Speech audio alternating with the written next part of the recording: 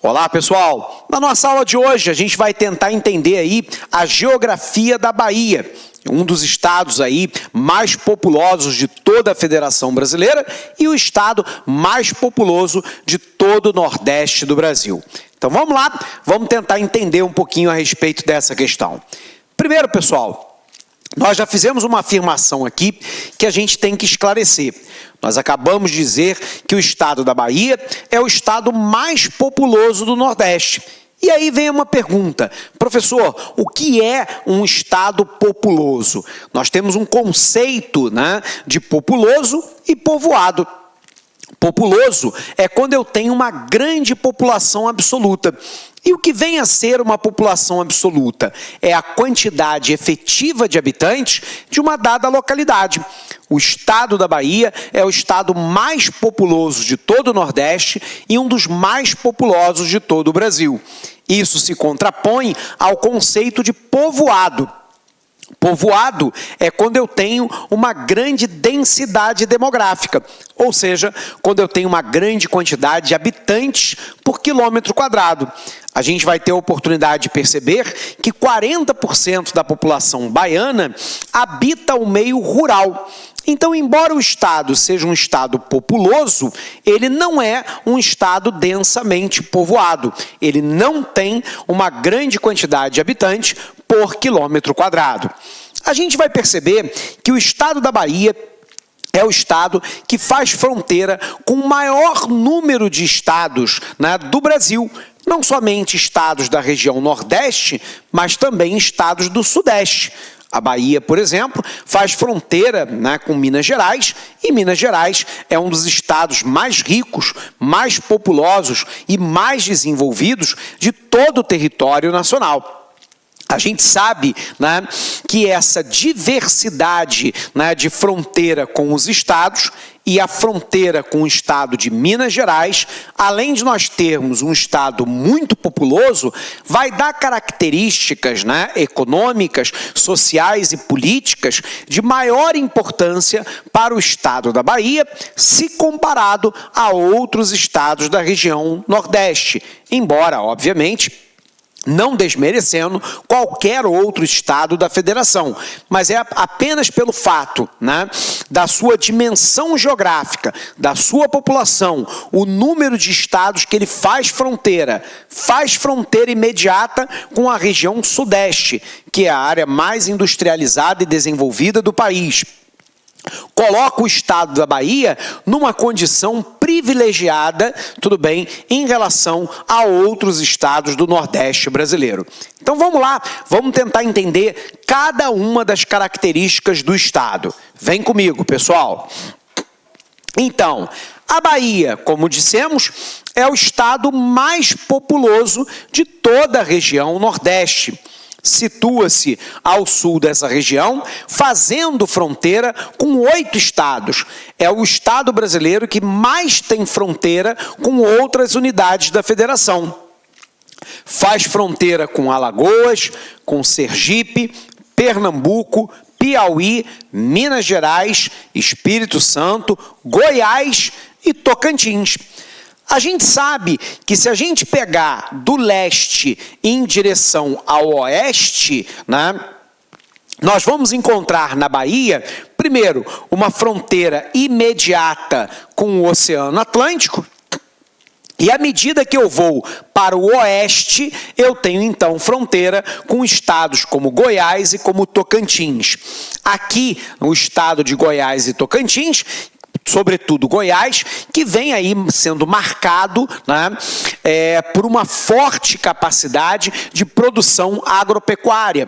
E, portanto, a Bahia é mercado consumidor, mas é também canal de exportação de outros estados que passam pelos portos da região. Bom, se nós já entendemos, então, o estado da Bahia como o estado mais populoso, que faz fronteira com o maior número de divisas e que faz fronteira lá, com Minas Gerais e com o Oceano Atlântico, nós podemos, então, dizer que a localização geográfica da Bahia é uma localização privilegiada privilegiada, além de ser, obviamente, né, o berço da nação brasileira, né? É por lá que nós vamos ter a entrada massiva num primeiro momento, né, de portugueses e depois de negros trazidos como escravos da África para o nosso território. Portanto, a importância histórica, a importância econômica, né, e a importância... Então, essas características, né, marcantes do estado da Bahia lhe coloca numa condição privilegiada, sob o ponto de vista econômico, sob o ponto de vista populacional, sob o ponto de vista histórico.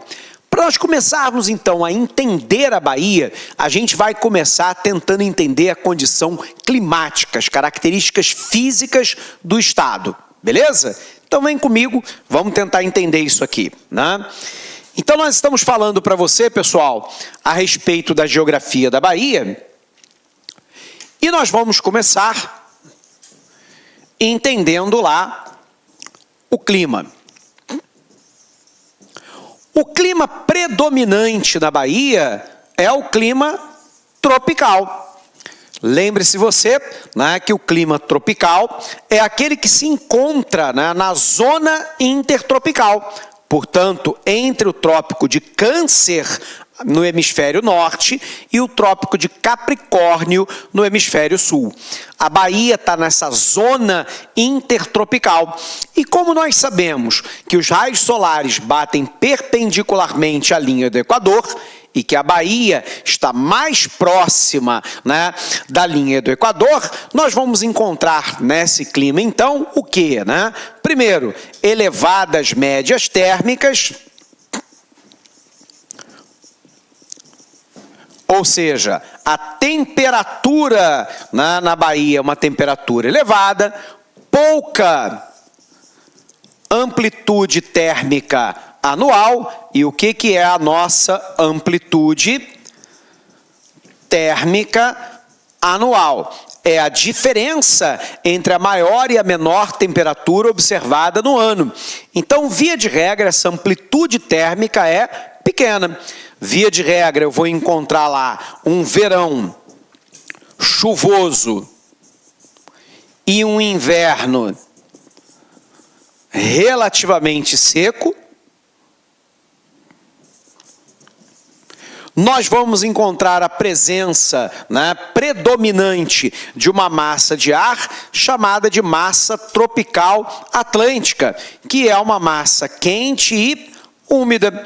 Nós vamos observar, então, nessa região, elevada média térmica, pouca amplitude térmica anual, variação entre a maior e a menor temperatura média observada no ano, um verão chuvoso e um inverno relativamente seco, a presença de uma MTA, uma massa tropical atlântica, que é uma massa quente e úmida, e isso vai dar as características climáticas predominantes do estado da Bahia.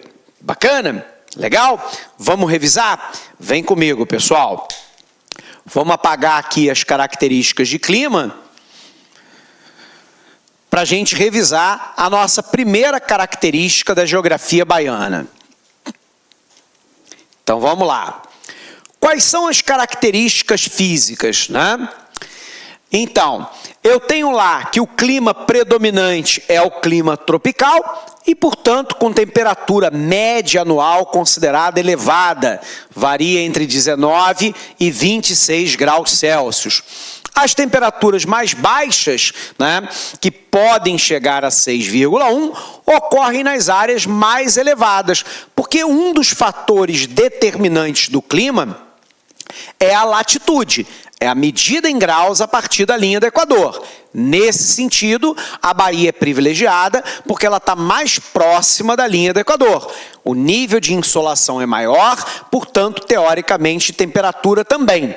Porém, um segundo fator do clima é a altitude.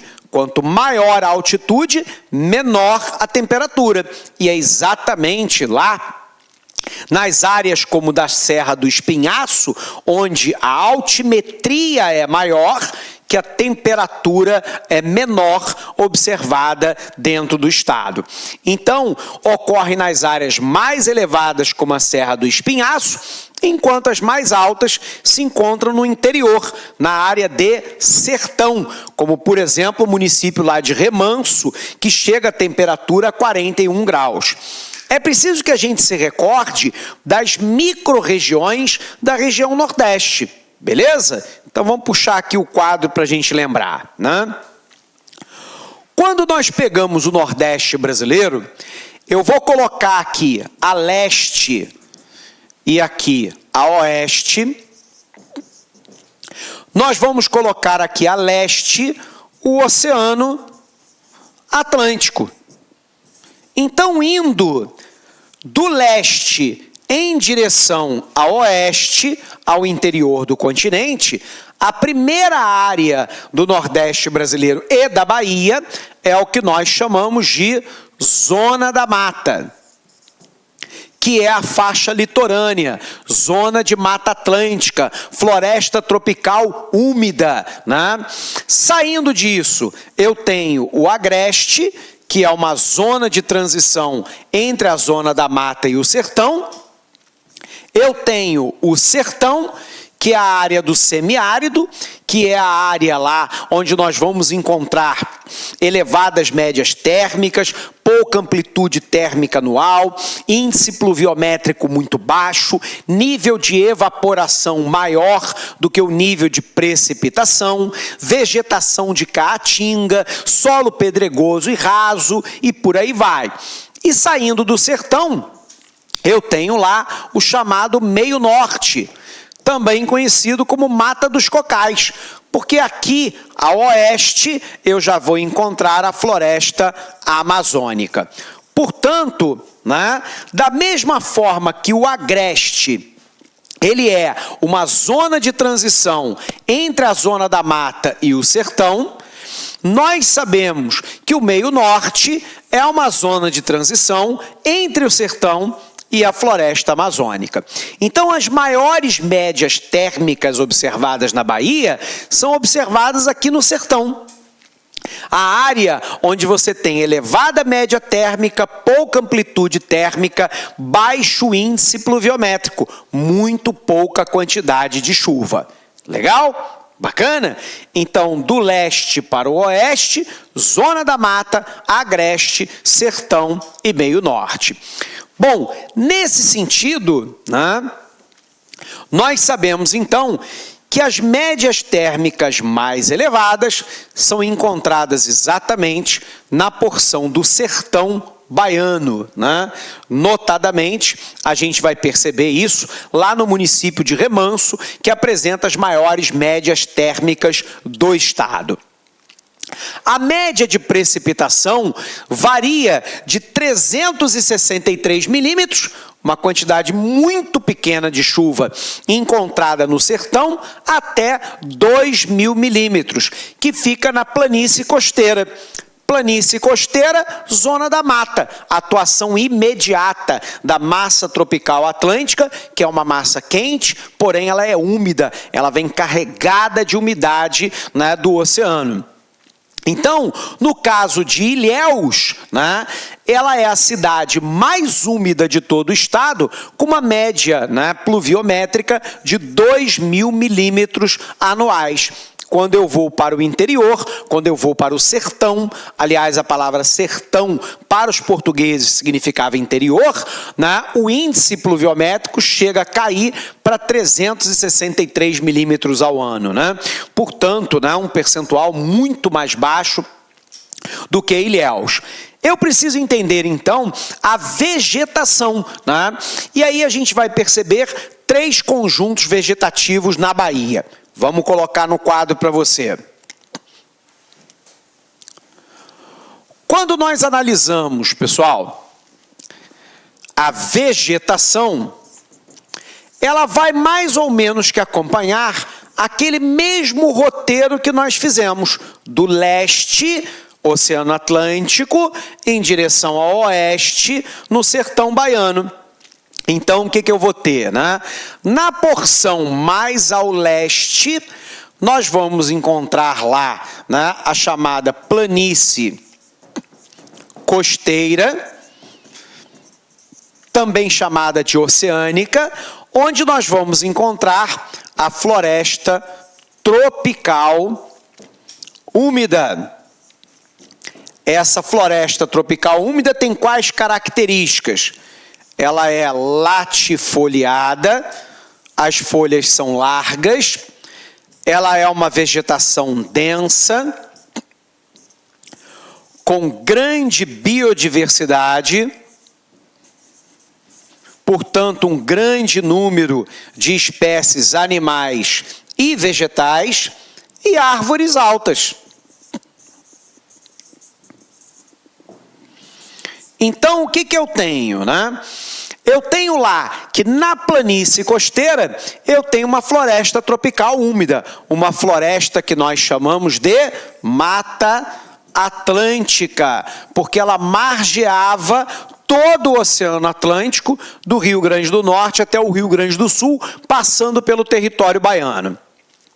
Latifoliada, folha grande, folha larga, uma vegetação densa, uma árvore do lado da outra, com grande biodiversidade de espécies animais e vegetais e com árvores altas, porque aqui o índice pluviométrico é elevado e, portanto, não há competição, né, entre a vegetação pelo mesmo nicho de água presente no subsolo.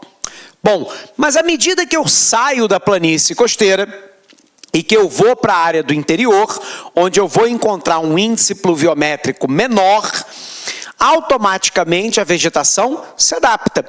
E aí nós temos um segundo conjunto vegetativo, que é a presença do cerrado. Então vamos lá. Vamos tentar entender o cerrado.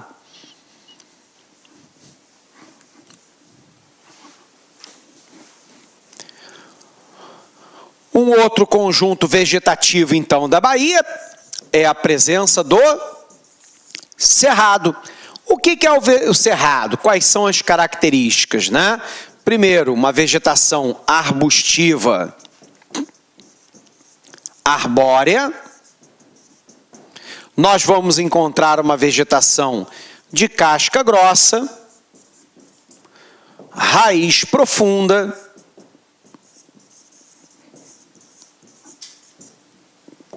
retorcida e espaçada.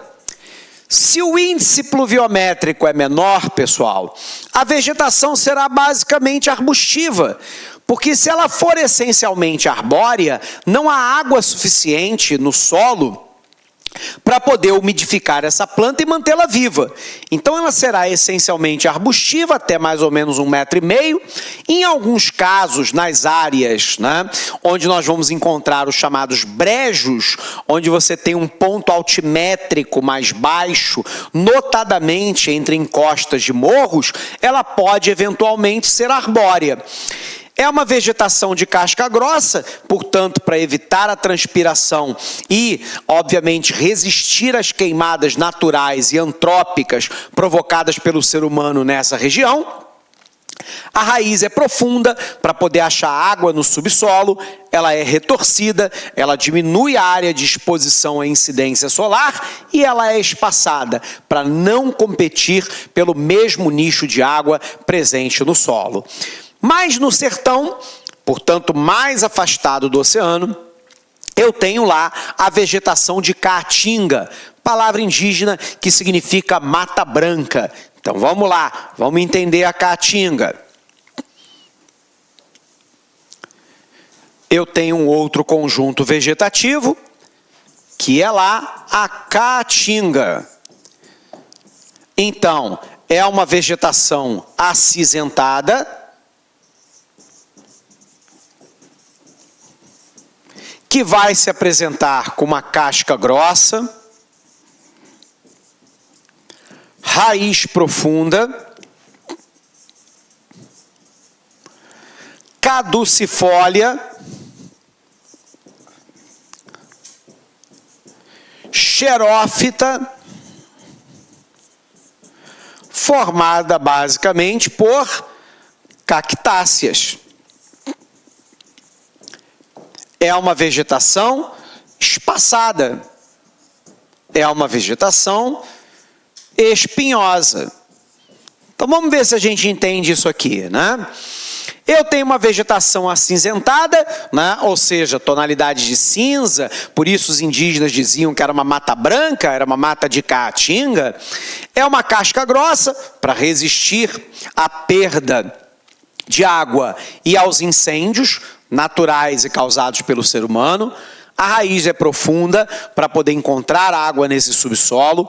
Ela é caducifólia, então a folhagem cai no período em que não chove para evitar a transpiração. Xerófita, portanto, muito adaptada a um clima semiárido, onde o índice pluviométrico é muito baixo, onde os indicadores de evaporação são maiores do que o de precipitação de chuva, formado basicamente por cactácea, portanto por cacto, né?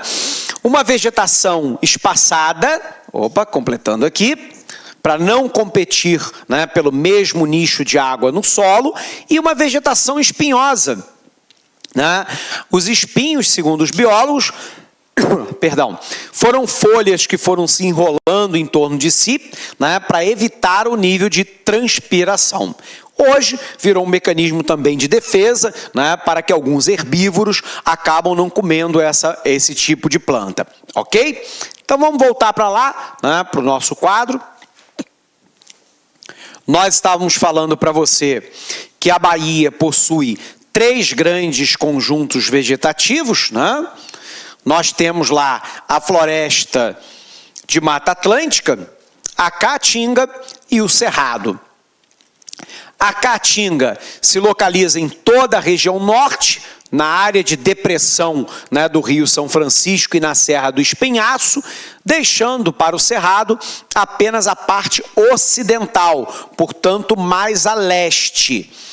A floresta tropical úmida concentra-se no leste e no sudeste, não esquecendo que essa formação vegetal sofreu um forte impacto de exploração humana, antrópica, né? Primeiro com o ciclo do pau-brasil e depois com o crescimento das cidades e da industrialização. Ok?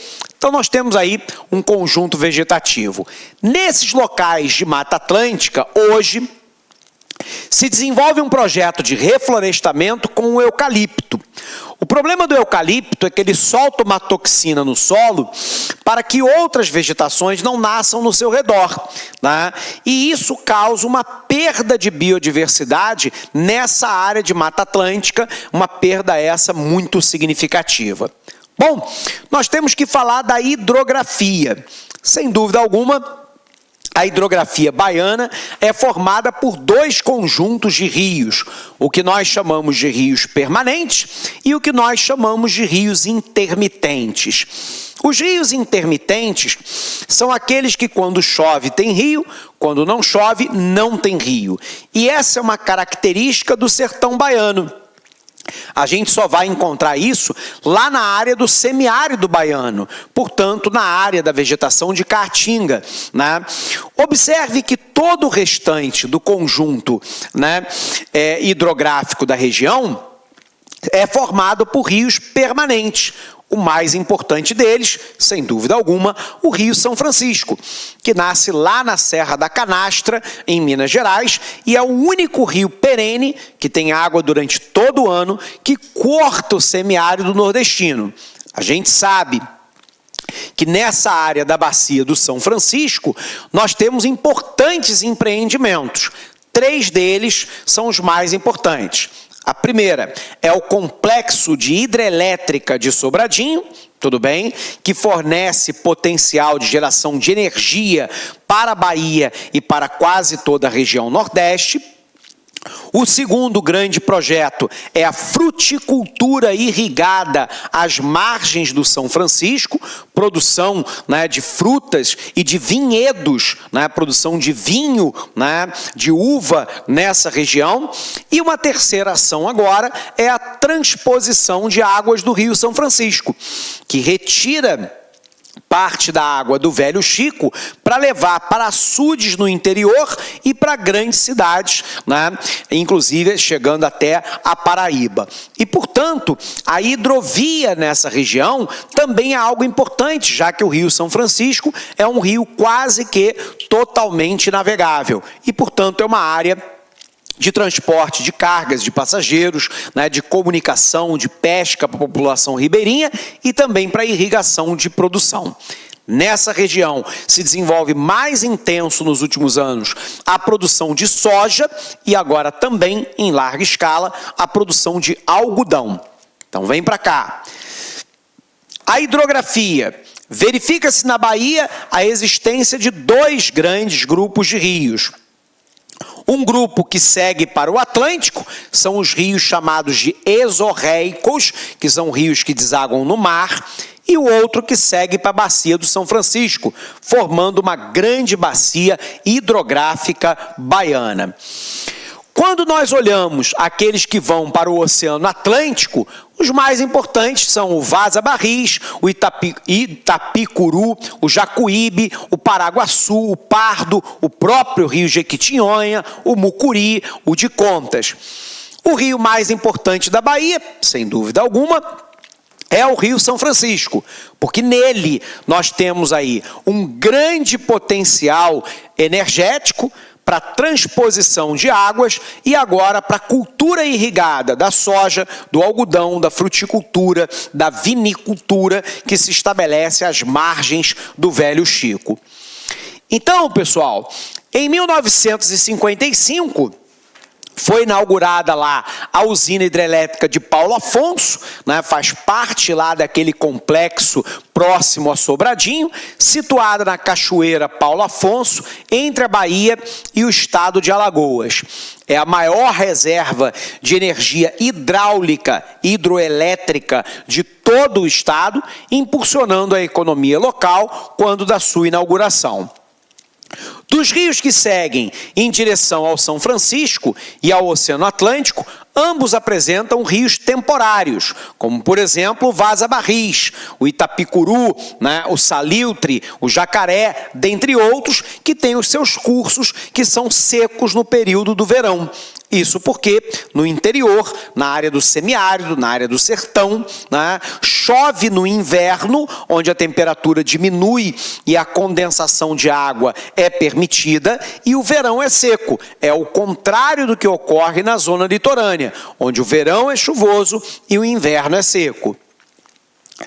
A gente vai observar aqui a altimetria e a hidrografia, né, da região, né? Então, alguns rios aqui importantes, como o Rio Pardo, o Rio das Contas, o Paraguaçu, a bacia do Rio São Francisco, Rio Grande, Itapicuru, Vaza Barris. Lembrando, Itapicuru, Vaza Barris, né, são rios intermitentes, né? No período em que não chove, não temos rio nessa região.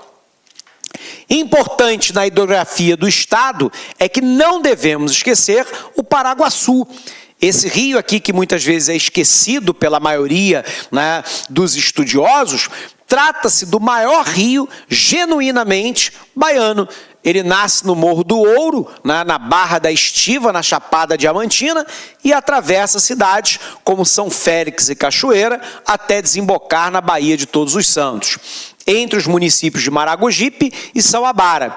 Esse rio tem um papel importante no abastecimento de água para várias cidades, inclusive da região metropolitana de Salvador. Portanto, aí, né, não devemos esquecer do Paraguaçu. Qual é o relevo dessa região? Primeiro, a gente precisa lembrar o que é relevo. Relevo são as formas da crosta terrestre. Nós já sabemos que nessa região nós vamos encontrar basicamente 2 grandes conjuntos de relevo, né? Nós temos, primeiro, né, a área de planície. Lembrando, planície é uma região mais ou menos plana, normalmente abaixo dos 300 metros de altitude, onde predomina o acúmulo de sedimentos inorgânicos, areia, pedra, cascalho, barro, né, argila, sedimentos orgânicos, né, animais mortos, fezes, flores, frutos, sementes, né, e por aí vai.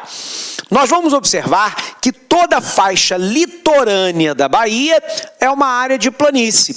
É a planície do litoral, também chamada de planície atlântica. À medida que eu vou em direção ao oeste, ao interior do estado, nós vamos encontrar um relevo eminentemente planáltico. Planalto, região mais ou menos plana, normalmente acima de 300 metros de altitude, onde predomina a perda de sedimentos, né, de origem orgânica e inorgânica. E, eventualmente, nós vamos encontrar as chamadas depressões baianas, uma depressão relativa. O que é uma depressão relativa? É uma queda altimétrica entre dois planos quaisquer, que pode ser entre dois planaltos ou entre duas planícies. A área da Bahia é formada por parte do planalto nordestino, né? Então a gente vai poder perceber que a média altimétrica do estado é superior a 200 metros de altitude. Então o estado é eminentemente planáltico. Só a área litorânea é que nós vamos encontrar uma área de predominância de planície. Bacana? Vem para cá. Relevo baiano classifica-se lá pela grande diversidade e pela existência de dunas, planícies e um planalto localizado na parte sudeste, serras e a depressão do Vale do São Francisco, que corta o estado. Essa depressão, lembrando, é uma depressão relativa, porque ela está acima do nível do mar. Depressão absoluta o Brasil não tem, que é aquela que fica abaixo do nível do mar. O ponto mais elevado é a Serra do Barbado, com 2.033 metros de altitude. A maior parte do território, 80% do território baiano, tem altimetria acima de 200 metros. Então, o estado é classificado basicamente como um estado montanhoso. Observando-se a Bahia no sentido litoral para o interior, identificamos as seguintes unidades de relevo. Primeira unidade, planície litorânea, planície atlântica, né? Área do leste, fronteira com o Oceano Atlântico. Suas terras encontram-se abaixo dos 200 metros de altitude, apresentando pequenas elevações, morros e colinas, cujos solos são férteis, né? Ocorrem mais para o interior. Rebordo do Planalto, né? Estão situados a oeste, portanto, né, entrando para o interior dos morros e colinas. São terrenos bastante acidentados, separando naturalmente a planície litorânea da área do Planalto. Mais para o interior, Planalto ocupa a maior porção do estado, subdividindo-se em Planalto Sul Baiano, Espinhaço, Planalto Ocidental. Depressão do São Francisco, depressão são franciscana, área de relevo mais baixo em relação àqueles que estão à sua volta, acima do nível do mar, que abriga a maior parte do leito do Rio São Francisco. E aí nós temos da planície sedimentar, passando para a planície costeira, planalto litorâneo.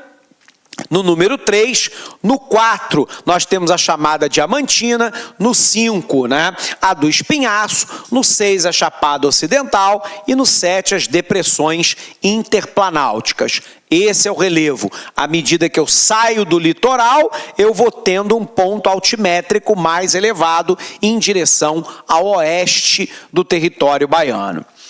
Bom, precisamos então entender as características humanas, né, da Bahia. Pessoal, primeira grande questão, né? A população do estado da Bahia, como já dissemos, é a mais populosa, né? Nós estamos falando de 14 milhões de habitantes. Portanto, o estado é um estado populoso, embora não seja um estado povoado. Isso porque a gente vai ver daqui a pouco, a grande parte da população mora na zona rural. Aproximadamente 40% da população da Bahia está na zona rural. São 415 municípios e é a maior população do Nordeste e a quarta maior população do Brasil. Densidade demográfica é a mesma coisa que habitante por quilômetro quadrado, né? Então, embora o estado da Bahia seja um estado populoso, com uma grande população absoluta, não é um estado muito povoado. Porque o conceito de povoado é a quantidade de habitantes por quilômetro quadrado. Como a quantidade é de 22 habitantes por quilômetro quadrado, está mais ou menos aí na média brasileira. Tudo bem? A composição demográfica da população é interessante. Nós temos lá aproximadamente 60% da população que mora na área urbana, enquanto que aproximadamente 40% da população mora no meio rural. E aí uma outra questão importante. O estado da Bahia é o estado que tem a maior parte da sua população na área rural e não na área urbana. As mulheres representam a maioria, 50,6%, né, são mulheres, e aproximadamente 49% da população é do sexo masculino. A gente observa que a maioria da população é considerada uma população jovem, entre 20 e 59 anos de idade.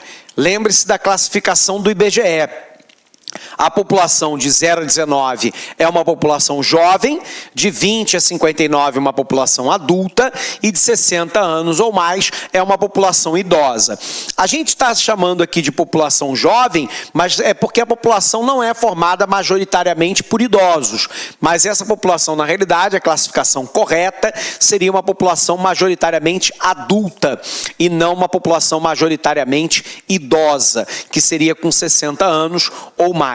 Lembrando apenas que na classificação oficial do IBGE, 0 a 19 jovem, 20 a 59 adulto, 60 anos ou mais idosos. A grande maioria da população da Bahia é formada por afrodescendentes. Lembrando que afrodescendente é todo aquele que tem, né, no seu tronco originário familiar, né, membros do grupo étnico negro trazido da África, né? Então nós vamos perceber que a imensa maioria é de afrodescendente. Segundo dados aí do IBGE, 63,4% da população se identifica como parda. 15,7% se identifica como preta, né?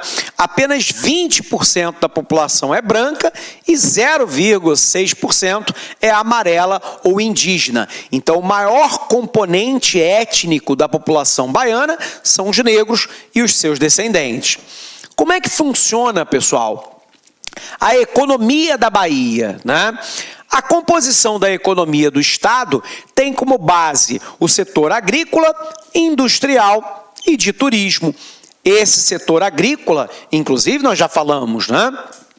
Uma maior relevância no cenário atual do plantio de algodão e de soja, além de vinicultura, produção de uva e vinho, fruticultura irrigada, todos esses ao longo, né, da bacia do São Francisco.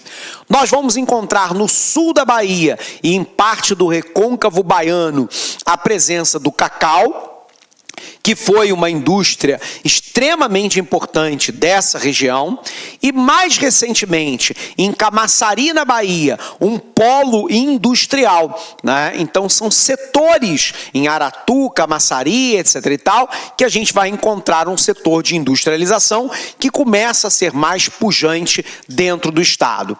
Óbvio que a Bahia também é um reduto importante de atividades do setor de turismo, né?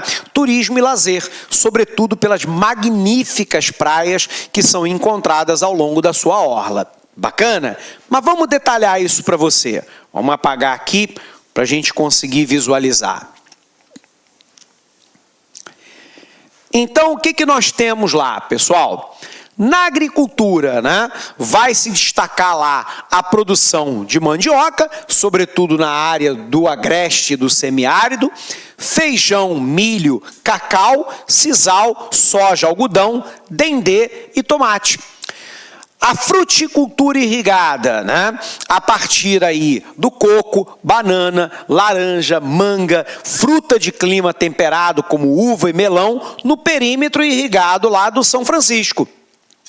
Na criação animal, destaca-se aí o setor bovino, e aí o setor bovino na zona de transição, que é basicamente ali no agreste baiano, e a criação de ovino e caprino. Ovino e caprino, ovelha e cabra, na área do sertão. Esse tipo de animal, a caprinocultura, é tradicional do estado baiano, porque é um animal muito rústico, come praticamente qualquer coisa, demanda uma quantidade muito pequena de água, o custo de manejo é muito próximo de zero, é um alimento muito apreciado nessa região e é um alimento que fornece proteína animal pelo leite da cabra e pela carne, mas ele também fornece o couro para a fabricação de selaria, de embornal, de vestimenta, indumentária do sertanejo. E, portanto, a criação de ovino e caprino, né, tem aí um elemento chave. Na mineração, as reservas de ouro, cobre, magnesita e materiais de construção, tanto quanto rochas ornamentais e urânio. Numa pequena escala, temos também o diamante. Embora a produção mineral não seja das mais significativas do Brasil, ela também está presente nessa região. No turismo, óbvio, o estado se classifica aí como um dos polos turísticos mais importantes do Brasil, não somente pela área de orla, mas pela presença, né, das festas juninas, a presença do carnaval, né, e outras comemorações emblemáticas da região. A Bahia apresenta um grande número de destino turístico que vai desde o vasto litoral, né, pegando ali a região de Porto Seguro, até o interior, onde o turismo ecológico se expande na Chapada Diamantina.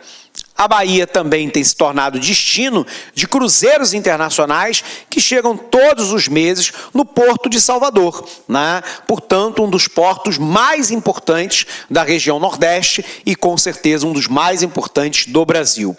E aí, nós colocamos um mapinha aqui, que é para você identificar os potenciais dessa região, né? Costa das Baleias, Costa do Descobrimento, na área do sul e do sudeste baiano, Chapada Diamantina com destino ecológico, o mesmo nos caminhos para o oeste, e aqui a Costa do Cacau, recôncavo baiano, Dendê, a Baía de Todos os Santos, Costa dos Coqueiros e os Lagos do São Francisco. Portanto, destino turístico nessa região é o que não falta. No setor industrial, né, ganha importância as indústrias químicas e petroquímicas do polo petroquímico de Camaçari, na Bahia, que nos últimos anos atraiu inclusive um polo metal mecânico. A nova fábrica da Ford foi exatamente para essa região. Então, o polo petroquímico de Camaçari é importante. O Compec, que é o Complexo Industrial de Aratu, né, a CIA, né, e o Centro Industrial, né, de Subaé, e o CIS, né, o Complexo Industrial de Feira de Santana, na Bahia, vão dando novas características para a economia baiana. Lembrando que o Brasil vive um momento que nós chamamos de desconcentração espacial relativa das atividades econômicas. As atividades consideradas, abre aspas, de baixa tecnologia, como calçado, tecido, couro, eletroeletrônico, metal mecânico, automobilístico, autopeças, tudo isso tem saído da região Centro-Sul e indo para a Amazônia, para o Nordeste, para o Centro-Oeste. Um destino privilegiado tem sido exatamente o polo petroquímico de Camaçari, o complexo industrial de Aratu, o de Subaé e o de Feira de Santana, na Bahia. Então vamos detalhar isso para você, né? No Copec, né, ocupa uma área de 233 mil quilômetros quadrados, de 233 quilômetros quadrados, na região metropolitana de Salvador, formado por uma centena de empresas que ocupam a área de produção em 2 áreas especializadas para o fornecimento de serviço às usinas.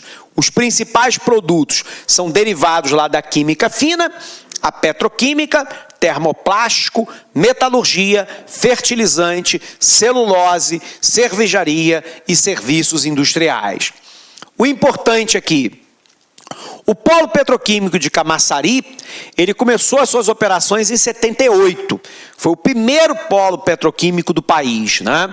É o maior complexo integrado do hemisfério sul. O polo tem mais de 90 empresas químicas e petroquímicas, cobrindo lá desde o setor automotivo, a celulose, metalurgia do cobre, têxtil e por aí vai. Com a atração de novos empreendimentos para a Bahia, Camaçari experimenta um novo ciclo de expansão, gerando mais oportunidades de emprego e renda. A nova fábrica da Ford em Camaçari, na Bahia, a fábrica da Grandene, produtora, né, de calçados, são exemplos dessa expansão. A de Aratu encontra-se a 18 quilômetros de Salvador, 150 quilômetros de rodovia interna que conecta os portos de Aratu e de Salvador, onde escoam lá os produtos industriais. Suas empresas totalizam 170 unidades da indústria química, metal-mecânica, madeireira, alimento, metalúrgica, farmacêutico, têxtil, borracha, artefato de plástico, dentre outros. O de Feira de Santana, 110 quilômetros da cidade de Salvador, especializado em quê? Metalurgia, mecânica, derivado de borracha, processamento de alimento e de transporte. Além desses polos industriais, existem ainda centros de produção especializada na Bahia, como mineração, metalurgia, processamento de alimento, cacau, mármore, granito, plástico e tecelagem.